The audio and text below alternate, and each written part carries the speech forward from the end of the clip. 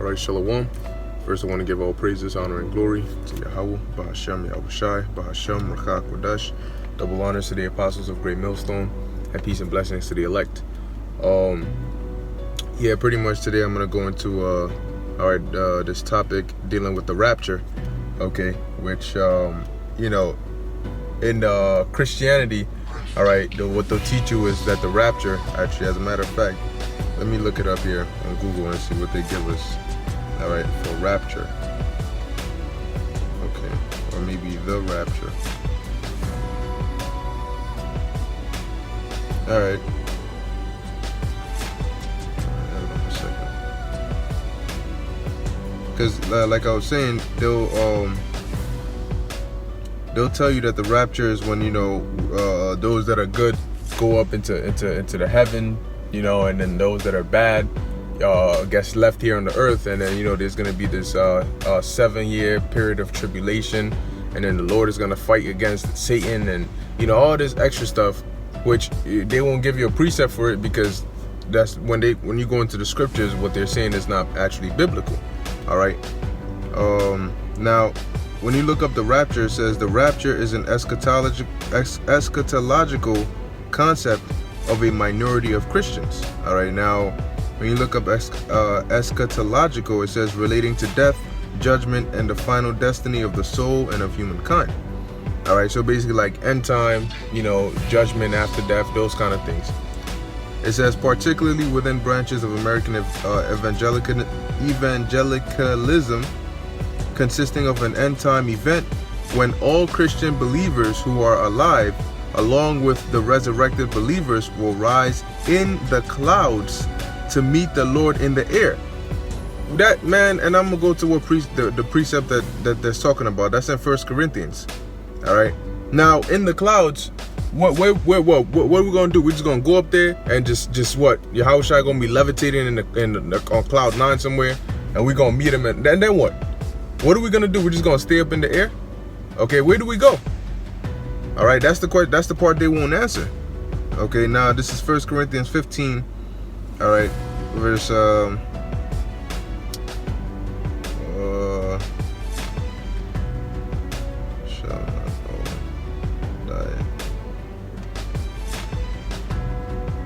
Okay, 1 Corinthians 15, verse 51. All right, it says here, behold, I show you a mystery. And this is a mystery because not a lot of people understand it. All right, we shall not all sleep, meaning we're not all gonna die, but we shall all be changed. All right, in a moment, in the twinkling of an eye, at the last trump, for the trumpet shall sound, and the dead shall be raised incorruptible, and we shall be changed.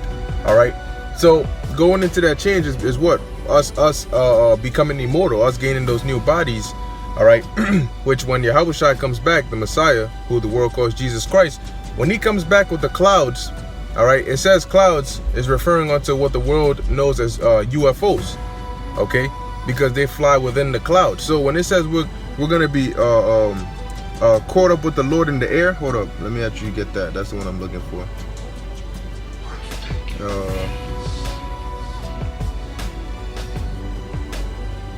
Yep, 1 Thessalonians chapter 4, verse 17.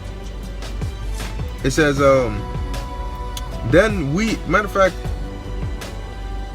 I'll go to verse 15. 1 Thessalonians chapter 4, verse 15. For this we say unto you, by the word of the Lord, that we which are alive and remain unto the coming of the Lord shall not prevent them which are asleep, meaning those that are dead. Okay.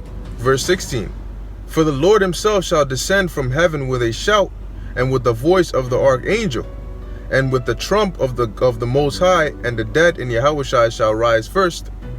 Then we which are alive and remain shall be caught up together with them in the clouds, all right, to meet the Lord in the air, and so shall we ever be with the Lord. So what does it mean, be caught up with them in the clouds? Okay.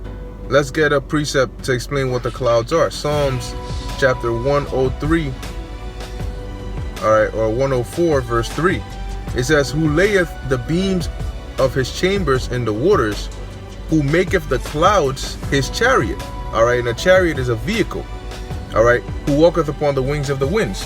Okay, so those chariots, when you go to Ezekiel, the 1st chapter, all right, when you go to the book of Kings, I believe it might be in 2nd Kings, all right, when Elisha prayed for the Most High to open the eyes of his servant, okay, so that they could, his servant could see the angels and the chariots of fire round about.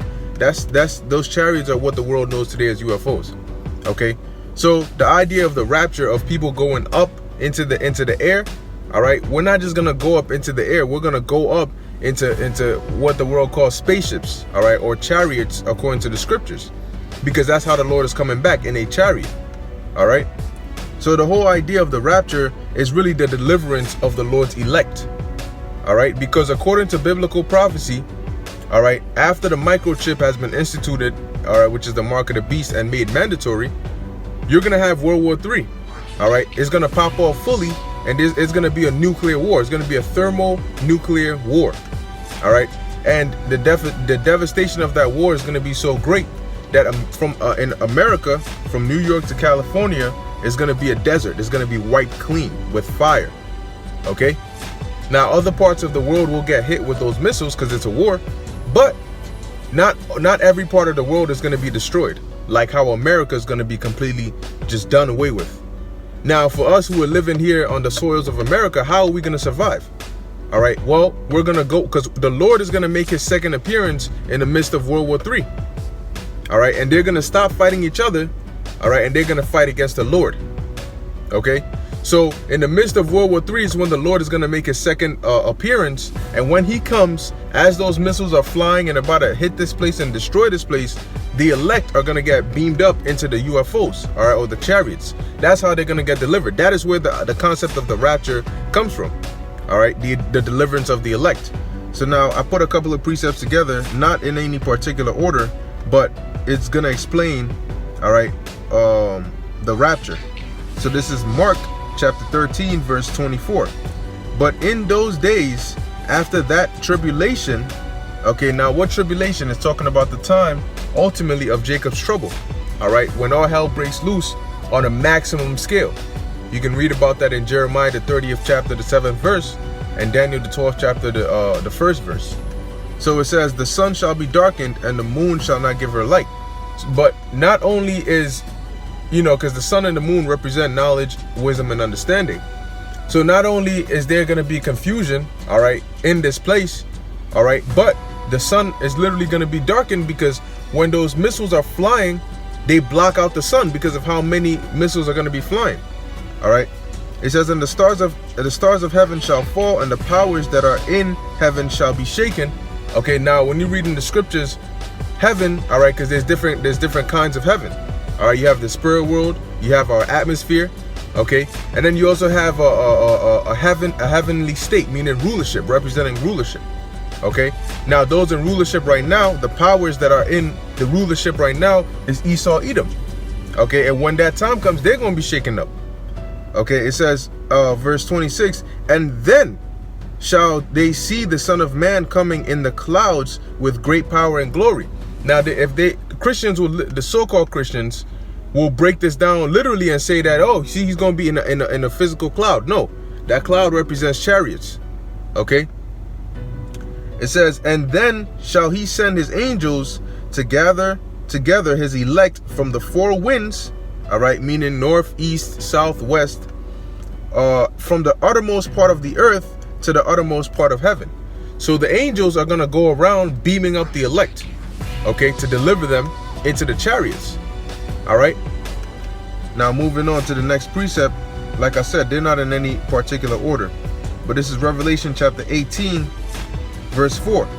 It says, and I heard another voice from heaven saying, come out of her, my people, that ye be not partakers of her sins. Who is the her that the voice is telling us to come out of? That her is talking about Babylon. All right, Babylon the Great, or the daughter of Babylon, which today is known as America. Okay, so the Lord is telling the elect to come out of her, okay, that ye be not partakers of her sins, and that ye receive not of her plagues. And ultimately, the ultimate plague which America is going to receive is the thermonuclear fire to completely burn this place down. Okay, so come out of her. Now, when we come out of her, where are we going to go? How are we going to come out of her? By getting beamed up into the chariots. Okay, literally, you're going to see people. That's why it tells you in the book of Wisdom of Solomon, the 5th chapter, that they were amazed at the strangeness of his salvation. Because people, it's going to be strange to see people, getting zapped up or beamed up. All right, next thing you know, here it is. The person is on the earth 1 second, and then the next second they're beamed up, and you're going to see people going up, all right, into chariots. All right, that's where the whole idea of the rapture comes from. But it's actually going to take place in when World War III pops off. That's going to be how the elect are going to be delivered. All right. Okay, so moving on. I'm just going to hit these precepts quick. All right, just to get to the point. Matthew 24. Let me get that. This is Matthew chapter 24, starting at verse 36. Okay.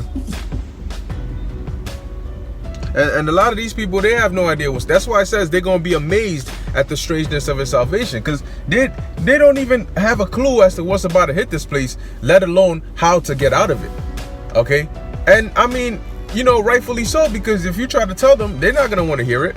In Hosea 4 and 6, it says they lack knowledge because they rejected it. Okay.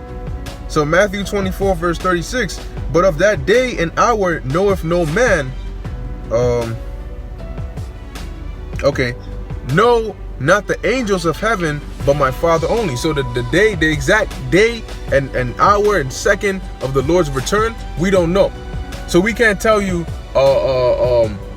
January 31st, 2021, all right, the Lord's going to make his return, because we don't know. We don't know exactly when World War III is going to pop off, and we don't know exactly the day, the second, the minute, and hour in which the Lord is going to make his return. Okay. But we can tell based on the signs, the prophecies that are taking place on the earth. We can tell how close we are. Okay.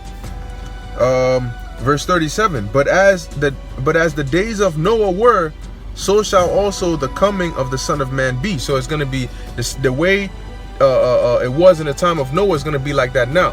Now, what does that mean? Okay, it's going to go in verse 38. For as in the days that were before the flood, they were eating and drinking, which they're doing the same thing now. It says marrying and giving in marriage, which right now you got the whole coronavirus thing, but eventually things will open up again. Okay, but nonetheless, they're living their normal lives, because what? Eating, drinking, marrying and giving in marriage is a form of living. All right, just living your normal lives. Okay, so the same way they were doing that back then, even when Noah was warning them about a flood to come, is the same thing now that people are doing, even when we're warning them of the destruction to come. It says, until the day that Noah entered into the ark. So these people are going to be in that mindset, all right, until the time in which the time of destruction hits them. Okay, and it says, verse 39. And knew not until the flood came and took them all away. So shall also the coming of the Son of Man be. So when the time of preparation was there, all right, for you to escape the flood, they didn't want to hear it. They didn't care about it. So when the time comes, which is right now, that we're telling our people, look, you got to repent, so when Yahushua comes, you don't get destroyed. They don't want to hear it. Okay, they don't want to hear it, so they're going to get caught up the same way in the time of Noah, those people got caught up in the flood. All right, these people are going to get caught up, all right, the same way those people got caught up, all right, back then. All right. Going on, verse 40, then shall two be in the field, the one shall be taken and the other left. Okay, now the one that's going to be taken, where they going to be taken to? Where they going to go? All right, they're going to be taken up into the chariots to be delivered. Okay. Hey, this guy he look like a designer. The dude who made the Panda song. I'm like, oh shoot, what you doing over here? All right, but verse 41, two women shall be grinding at the mill, and the one shall be taken and the other left. So, they've even made movies like that. Left Behind, I believe that's what it's called. Those that were left after the rapture. Those that, it ain't gonna be, oh, I got left. The elect got delivered, but I got left on here, and now I gotta try and repent. So the next time the Lord comes, no, ain't gonna be like that. If you get left here, you're getting melted. by the time all is said and done, you're gonna be one with the dirt. Okay, with America, you're gonna be one with the dirt. All right. If you're not in them chariots, all right, and you on this land, I'm speaking specifically concerning America. If you're on this American soil and you're not in them chariots, when the Yahushua comes back, you get left behind and you see other people going up.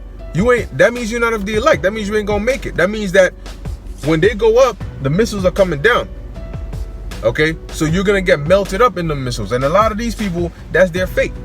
Okay, verse 42. Watch therefore, for ye know not what hour your Lord doth come. So we don't know the exact day and hour the Lord is gonna come. That's why you gotta watch. That's why we watch these signs diligently, so we can tell you roughly, how close we are, based on the prophecies, pursuant to 2nd Ezra, the 9th chapter, the 1st verse. Measuring thou the time diligently in itself. Okay. Moving on. This is Isaiah chapter 26, verse 20. All right.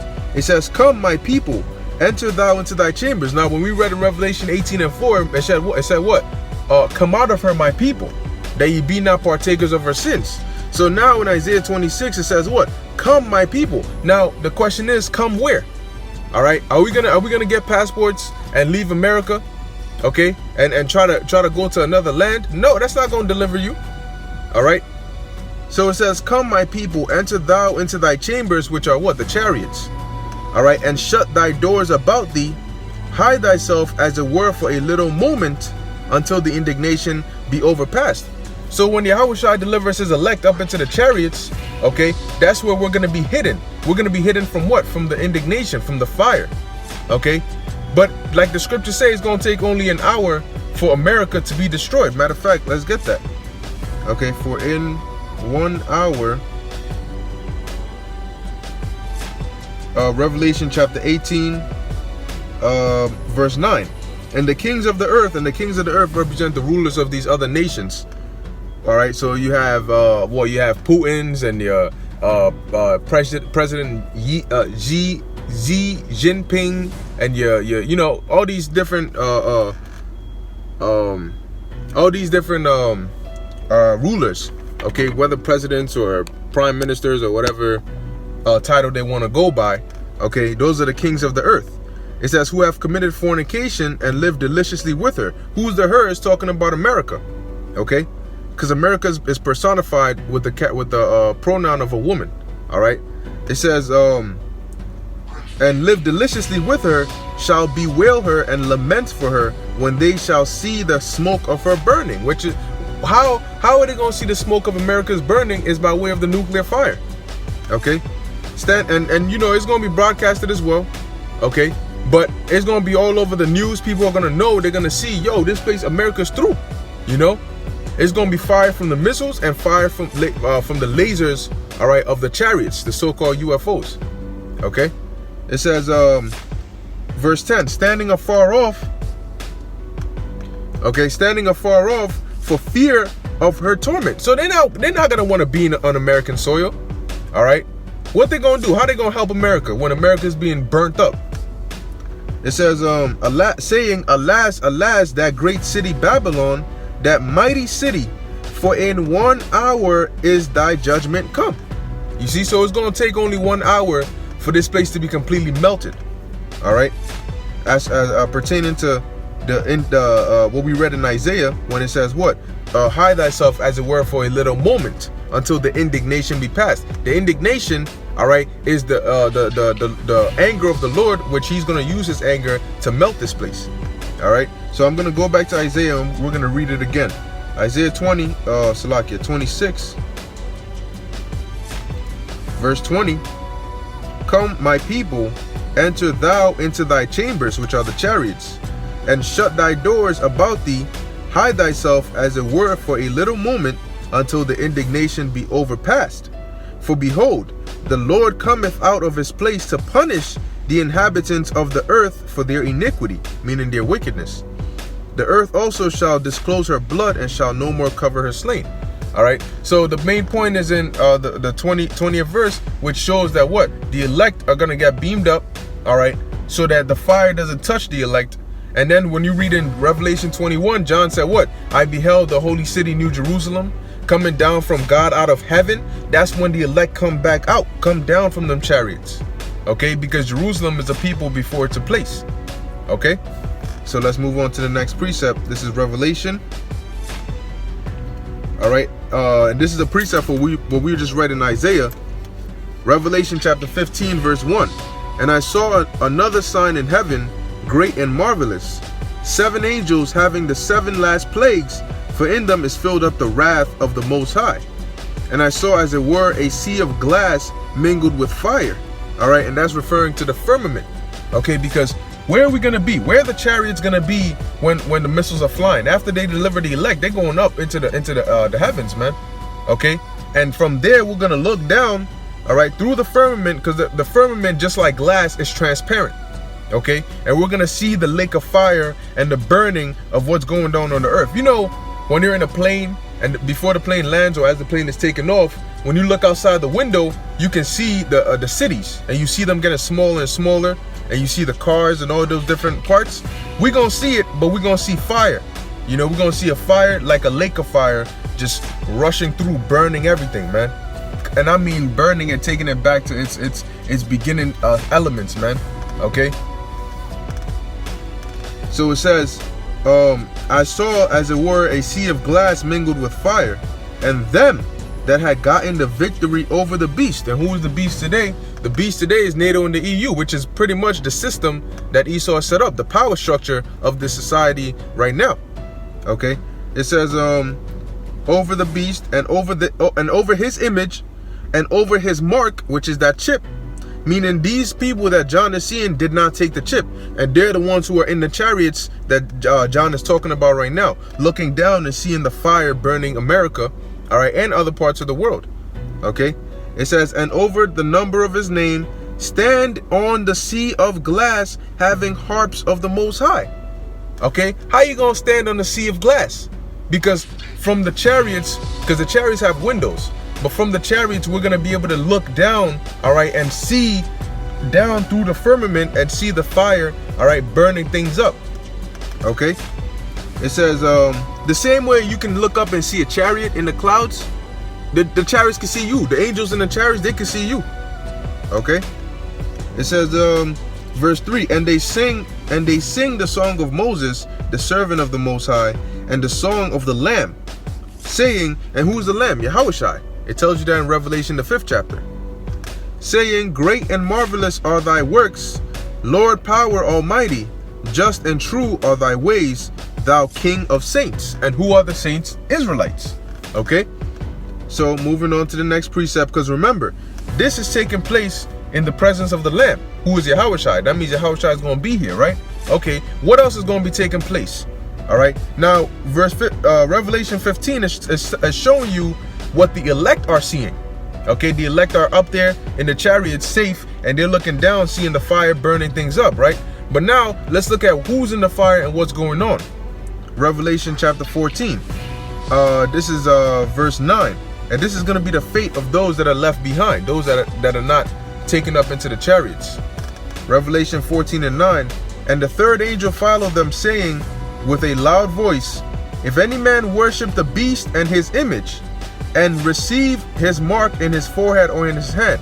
Now, in Revelation the 15th chapter, John said those that were basically in the chariots seeing the fire burning down were those that had gotten the victory over the beast, that had not taken his mark, that had not taken his chip, that had not worshipped the image of the beast. And the image is the system today.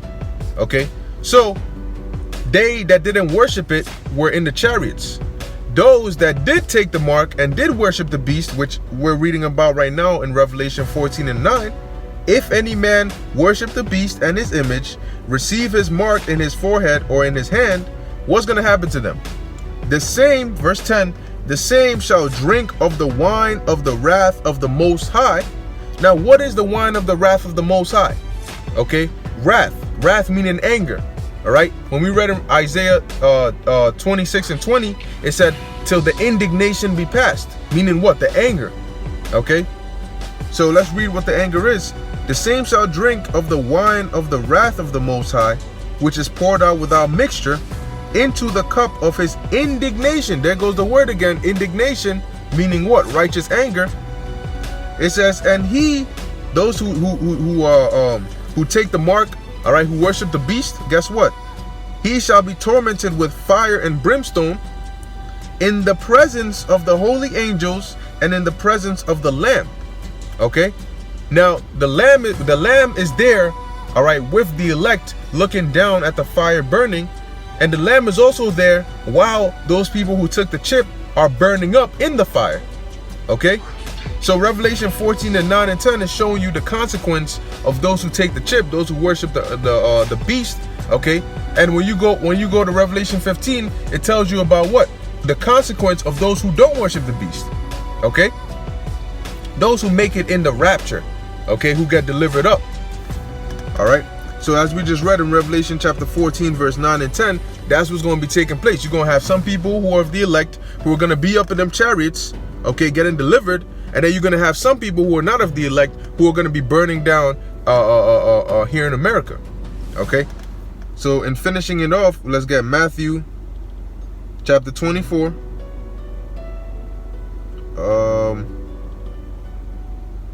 Verse 30. Now I know I read 36 earlier, but we're gonna read 30. Matthew 24 and 30. We're gonna close it off on this. And then shall appear the sign of the Son of Man in heaven. All right. And who's the Son of Man? Yahushua. And then shall all the tribes of the earth mourn, and they shall see the Son of Man coming in the clouds of heaven with power and great glory. Because when Yahushua comes back, he's coming in a big ass chariot with power and glory. And you're going to see it when the laser beams start coming out of them chariots, man. You're going to feel the vibration of the chariots, man. The chariots have enough power to shut down the grid of the whole earth. To shut down all power on the earth, they can do that. Okay? They can fly over a nuclear base and set off the countdown for the nuclear missiles to be fired off. They can do that. So if Esau said, I'm not going to press this button and start the war, the chariots could fly over and be like, okay, we're going to do it then. All right. Anyway, Matthew 24 and 30, and then shall appear the sign of the Son of Man in heaven. All right, which means in the skies. When you read in 2nd Ezra, the 13th chapter, it says what? Yahushua, or the man, came out of the sea. It doesn't mean Yahushua gonna come out of the Atlantic Ocean or the Pacific Ocean or the Indian Ocean. No, it means he came out of the heavens. All right, Shamayim. The word heaven, Shamayim, means what? Pertaining to the waters. All right, Shah pertaining to Mayam, waters. Shamayim, pertaining to the waters. Why? When you read Genesis 1 and 1, it tells you that what? The Lord created the heavens, all right, or the firmament, to divide the waters that were above, which is in space, from the waters that were below, which are what we call today seas. Okay. So in heaven, meaning in the air, all right. Where am I at? They shall see the Son of Man in heaven, and then shall all the tribes of the earth mourn, because they're gonna be scared. All right. And they shall know, but the elect are not. That's why the scriptures say, woe unto you that desire the day of the Lord. Because these people, to what end is it for you? They don't know what's coming. They don't know what's going to come when the Lord comes back. They don't know what he's coming with. We do though. All right. It says, and they shall see the Son of Man coming in the clouds of heaven with power and great glory. And he shall send his angels with a great sound of a trumpet. And they shall gather together. Now, we're just going to get a parallel precept, because we read this earlier. Okay. This was a, where was it? 1 Corinthians chapter 15. All right, just give me 1 second while I get it. 1 Corinthians chapter 15, I believe it was. Let me pull it up. Right. 1 Corinthians 15 and 52. It said what? In a moment, in the twinkling of an eye, at the last trump, for the trumpet shall sound, and the dead shall be raised incorruptible, and we shall be changed. Okay. Now, reading back in Matthew 24 and 31, and he shall send his angels with a great sound of a trumpet. Let's go back to 1 Corinthians 15 and 52. In a moment, in the twinkling of an eye, at the last trump, For the trumpet shall sound. So what is the trumpet sounding? The trumpet sounding is what? The Lord telling his angels to go and gather the elect. Matthew 24:31. And he shall send his angels with a great sound of a trumpet. Okay? And they shall gather together his elect from the four winds, from one end of heaven to the other. How are they going to gather the elect? By beaming the elect up. So that's what Paul was talking about in 1 Corinthians, the 15th chapter, and around the 51st and 52nd verse. Okay? Because once the elect get beamed up, we're going to be changed. Like Paul said, we're going to be changed. Now, in closing, I got this precept. I believe it's 1 John chapter 3, verse 2. Beloved, now are we the sons of God, and it doth not yet appear what we shall be. Meaning when we're changed, we don't know what we're going to be changed to. We don't know what we're going to look like when we're changed. Okay? So it doth not yet appear what we shall be. Okay? But we know that when he shall appear, meaning who? Yahushua, we shall be like him, for we shall see him as he is. So when we get changed, we're going to be changed, and we're going to be like Yahushua. Whatever kind of body he has, we're going to get that body. All right? With the rulership, the thrones, we gonna get that too. Okay, so that's really what the rapture is. All right, which is really just the deliverance of the Lord's elect. Okay, getting delivered up and beamed up into the chariots, man. Okay, that's all it is, man. So in that, I'm gonna end it off here. Lord willing, this was edifying to the elect. I want to give all praises, honor, and glory to Yahweh, Bahasham, Yahushai, Bahasham, Rakha Kodash. Until next time, Shalom.